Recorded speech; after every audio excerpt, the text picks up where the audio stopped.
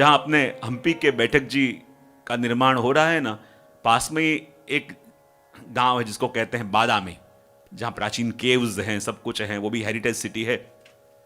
जब हम वहां गए थे तो मुझे बताया गया कि वहां पास में एक जगन्नाथ जी का मंदिर है, आप पधारो। और जब वहां के बारे में मैंने सुना तो मुझे कहा गया कि वो जगन्नाथ जी का मंदिर ऐसा है कि वहां रोज लोग हैं मिट्टी की हांडी में सकड़ी भात लिखाते हैं, और खुले दर्शन में वहां मिट्टी की हांडी भोग आती है। और वो कहा जाता है यदि हांडी भोग धरने आ रहे हो तो भोजन करके मत आना, कुछ भी खा के मत आना।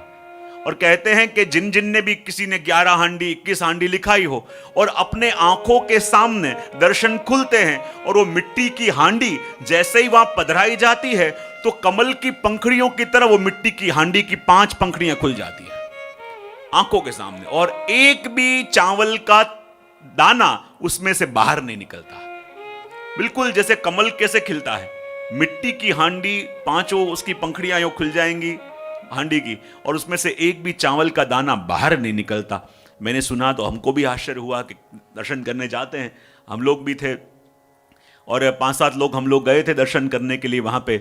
तो हमारे सामने ही वो लेके आए, और ऐसे भी नहीं कि जोर से पछाड़ते हो या कुछ करते हो, और जो लोग प्रसाद लेके आए थे ना उनकी हांडी नहीं खुली। और जब जैसे ही वहां चावल का हांडी रखे और रखते ही भोग रखते ही वो खुल जावे, तो जब उनके जो सेवा करते हैं दर्शन के बाद वो मेरे संग बैठे हुए थे, मैंने कहा ये कब से होता है? तो उन्होंने मुझे एक प्रसंग कहा कि उनके दादाजी वो जब खेत में खेती कर रहे थे तो जमीन के अंदर से उन्हें जगन्नाथ जी का स्वरूप मिला, और जगन्नाथ जी का स्वरूप लेके अपने घर में आ गए, और उनको इतनी आसक्ति उस स्वरूप में हो गई, इतनी आसक्ति हो गई कि उनको छोड़ के कहीं बाहर न जाए, पूरा दिन उनकी सेवा में रहे। अब घर के लोगों को पसंद नहीं आया, घर के लोग उसे टोक लेने लगे, ताने देने लगे कि पूरा दिन ये प्रभु के पास बैठा रहेगा तो काम कौन करेगा, पूरा दिन प्रभु के पास बैठा रहेगा तेरा निर्वाह कैसे चलेगा, पूरा दिन प्रभु के पास बैठा रहेगा तेरी दाल रोटी कैसे चलेगी, जा बाहर काम कर। लेकिन उनको प्रभु के लिए इतना ताप था कि एक क्षण भी कहीं जाते तो मूर्छित होकर गिर पड़ते। और एक दिन कहते हैं कि जब प्रभु की सेवा कर रहे थे और घर के लोगों ने उन्हें इतने ताने दिए और ऐसे ऐसे शब्द कहे कि उनसे सहन न हुआ, और उस दिन वो प्रभु के पास आके खूब रोए कि प्रभु मैं आपको छोड़ के जाना नहीं चाहता, मेरी ऐसी अवस्था हो गई है कि आपसे दूर रह के एक क्षण भी नहीं रह पाऊंगा, पर प्रभु मैं क्या करूं, किन किन को समझाऊं कि मेरी अवस्था क्या है, किन किन को मैं बताऊं प्रभु कि आपसे दूर जाके क्या दशा मेरी होती है। और जब उस दिन वो फूट फूट के रोने लगे, प्रभु ने कहा चिंता न कर, यदि तेरे घर वाले तुझे कहते हैं कि तू मुझे छोड़ के दूर नहीं जाएगा तो तेरा घर बार नहीं चलेगा, तू मुझे छोड़ के दूर नहीं गया तो तेरा परिवार कैसे चलेगा, देख तू मुझे पकड़ के बैठा है, और तेरी ऐसी अनन्यता है कि लाख लोगों ने कहा तू मेरे चरण छोड़ के जाने को तैयार नहीं है, लाख तेरी परीक्षा करी तू मुझसे दूर जाने को तैयार नहीं है। और जो जीव मुझे पकड़ के बैठता है, जो जीव मेरे चरणों का सहारा लेके बैठता है, मेरे चरणों का भरोसा करके बैठता है, मैं उसे ऐसी वस्तु देता हूं कि उसे कहीं जाना नहीं पड़ता, पूरी दुनिया उसे ढूंढती ढूंढती यहां पे आती है। और कहते हैं उस दिन उन्होंने पीतल की हांडी में जब चावल प्रभु के सामने धरे, और कहते हैं सबसे पहले वो पीतल की हांडी 5 पंखड़ियों की तरह खिल गई, और वो जब जब भी वो हांडी धरते और पूरी हांडी खिल जाती। और आज उनके जो वंशज वहां पे हैं, आज भी जब कल ही हमने फोन करके वहां होगा, आज ही हांडी अपन धरे वहां पे, और ये पत्थर की हांडी, मिट्टी की हांडी खुल जाती है। और कहने का तात्पर्य ऐसा कि जब भगवान के ऊपर एक बार भरोसा करके बैठो, प्रभु के चरणों का आश्रय करके बैठो, और जो प्रभु के चरणों को पकड़ के बैठे ना, उसे फिर और फिक्र करनी नहीं पड़ती। अरे प्रभु ऐसी कृपा कर देते हैं कि पूरी दुनिया उसको ढूंढती ढूंढती आज वहां दर्शन करने आती है। ये चरणों का भरोसा। और अभी की बात, आप जब भी वहां जाओ आज भी दर्शन कर सकते हो आप, और ये प्रगट लीला वहां आंखों के सामने होती है। और कहने का तात्पर्य इतना कि एक वैष्णव का भरोसा और प्रभु के चरणों का आश्रय, कि नहीं ये प्रभु कैसे हैं, सर्व निजेच्छा तक करिष्यति, इनके लिए कोई भी कार्य असंभव नहीं है, और ये भक्तों के हित किसमें है ये जानते हैं।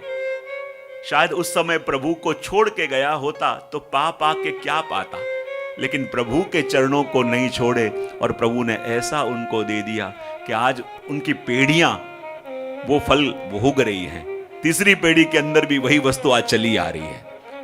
और कहने का तात्पर्य इतना कि भगवान जब शरणागत जीव होता है तो उसके फलरूप बन जाते हैं, और स्वयं फलरूप बन जाते हैं तो उसे कुछ करना नहीं पड़ता, उसकी सारी भागदौड़ प्रभु संभाल लेते हैं।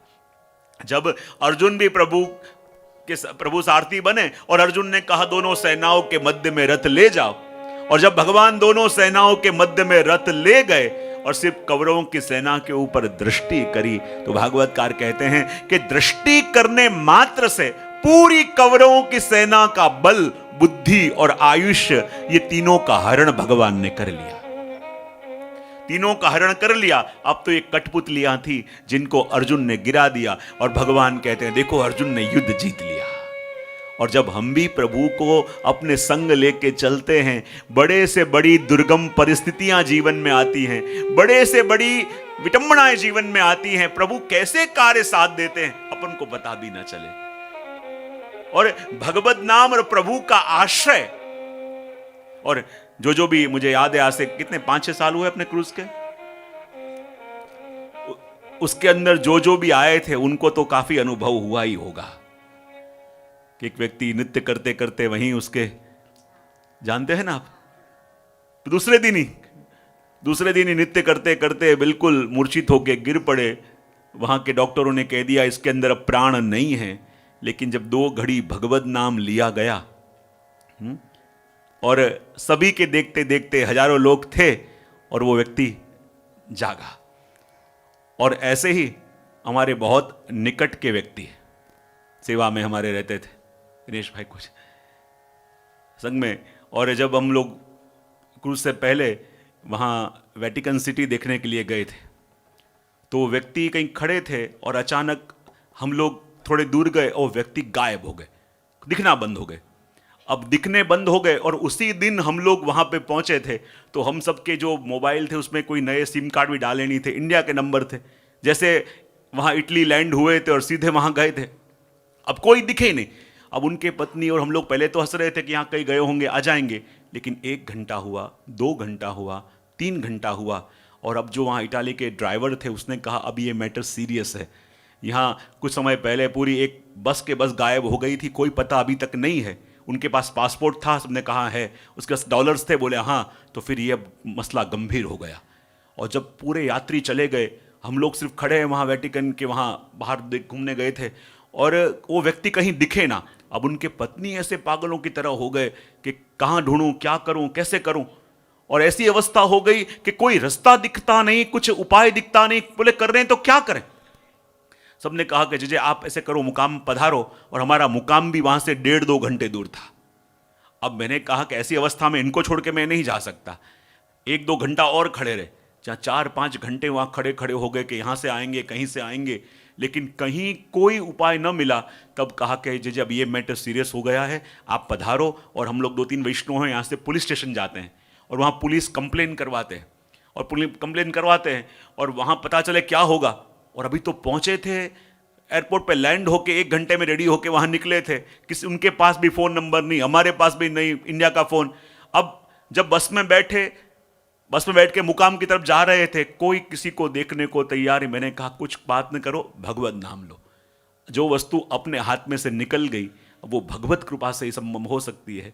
और जब भगवत नाम लेते लेते हमारी बस जा रही थी, और कहीं जहां सिग्नल था वहां 2 मिनट के लिए बस खड़ी रही बस, और पता नहीं मेरा इंडिया का फोन था, वहां रोड के बीच में कहां से वाईफाई मुझे आया,